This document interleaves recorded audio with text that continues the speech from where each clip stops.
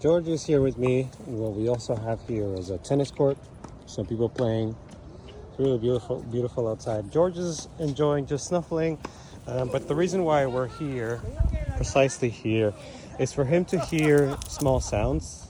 Tennis rackets, tennis balls, people playing tennis is not really a trigger for him.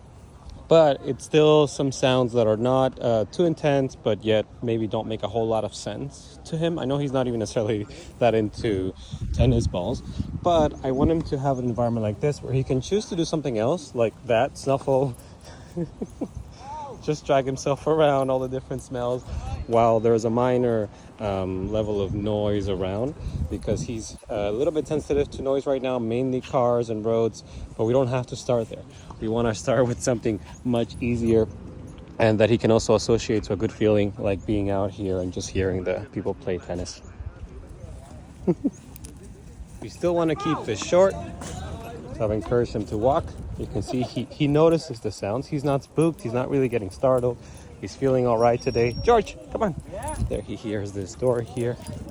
He looked, but he keeps on going with me. That's a lot of what we practice when we're unsure or we're not exactly in the know of what's going on. We just keep going. We reconnect with each other like he's doing here.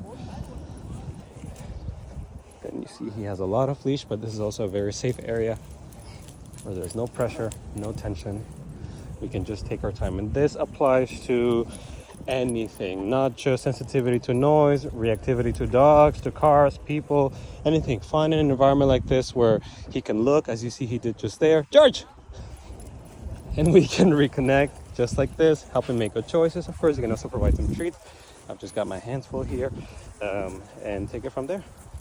Look at him just do his own thing, snuffle around.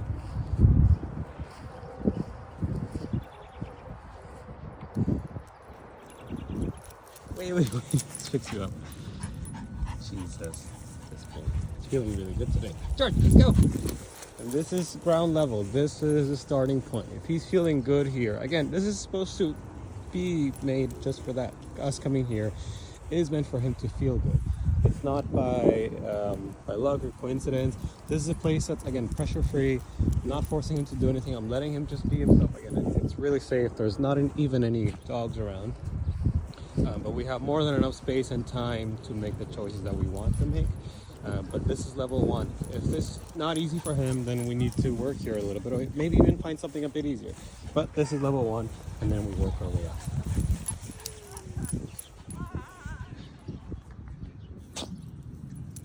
A fantastic mood. Look at this.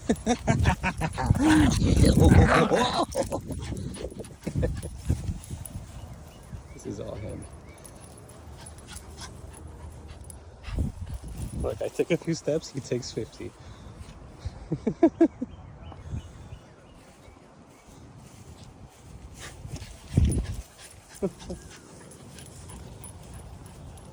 at him go. He's feeling fantastic. After 3 poops, he's feeling better. Come on.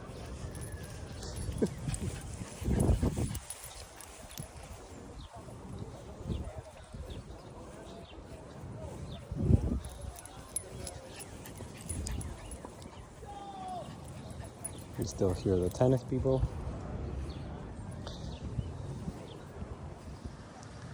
So we're still right by the tennis court. George is happy just watching them. They're not too close to us. Again, this is not really an issue for George, but it's still good for him to see and hear some noise, some things happen, people walking by, maybe even cars at a far distance, but nothing too close yet. And he's taking a break anyway, but taking a break to something this minor, still good.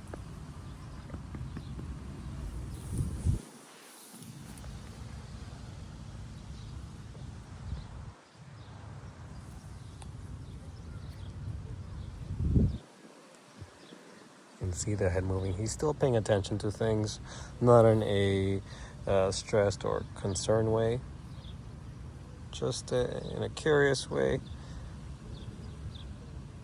and just taking it all in.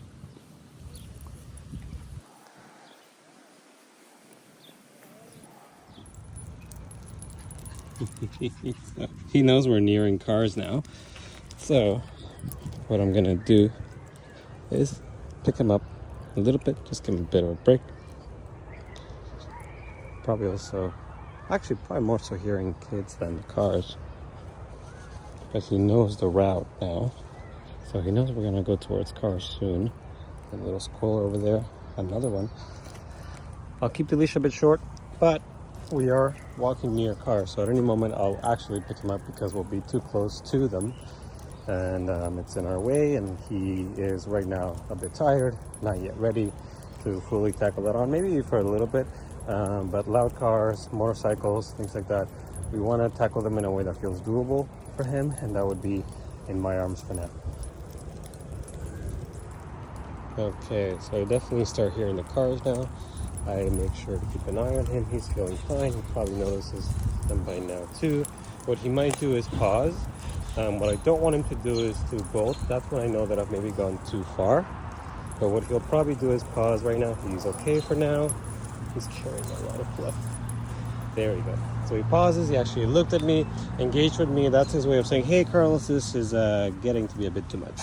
I'll clean this first. Give it a little bath at home. And so I don't want to horse him yet. He is not ready. So I'm just going to have him with me for the rest of just the bit of the walk while we go past cars. And then I'll put him down once it's a little bit easier for him. But I am not unhappy with how he's choosing to communicate right now, which is to pause, look at me, ask me for some help. And that's exactly what I'm going to give him. Here we are. He's not going to do the entire walk in my arms. We're just going to pick an easier part of the walk for him to be able to feel more comfortable walking with cars going on. But right now, this is enough to concern him, enough to concern me. So we're starting off easy.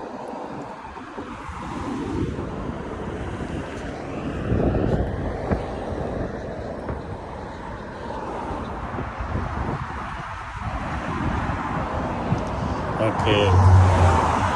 We're almost at the point where I'm going to put him down. Not too many cars immediately right by us. I'm going to put him down here. He's walking a little bit quickly. He wants his space from the cars, but that makes sense. I'm not going to ask him to stop. I'm just going to walk with him. There, he's checking back. He didn't bolt, but he started walking away because that is concerning to him, all the noise over there. So now that there's a lot less of that, he's able to stop, take a moment, regroup, feel a little bit better.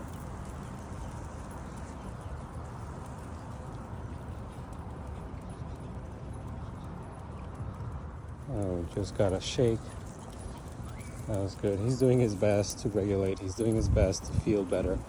He needs space from the noise of the cars. He knows it.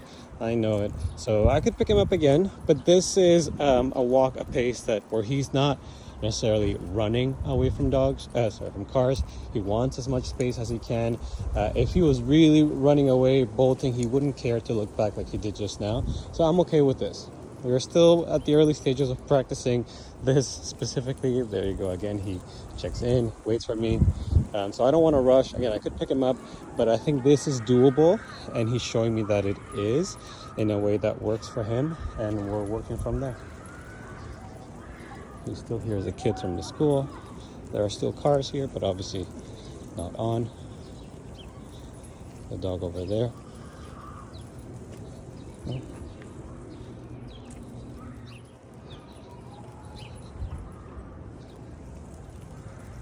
The further we walk away, the more he's able to engage with me. I'm gonna step on the leash here a little bit. Okay, we're fine. More stuff for that dog. I know George is super friendly. He's taking a moment to take it all in. Again, the easier it becomes for him, it's when we're furthest away from the trigger, and that's the case. That's going to be the case with any dog. And that's the point. If the distance right now is a block away from cars where he feels 100% okay, where he can just really stop and smell the roses, then that's an indicator to us where we want to start, a block away from cars. But even then, we can start with something a bit easier, like how I was at the park earlier, can start with other noises, but because we of course are heading back, we needed to go through cars and go through this. But the whole idea is that he can at least feel like, oh, this wasn't the worst.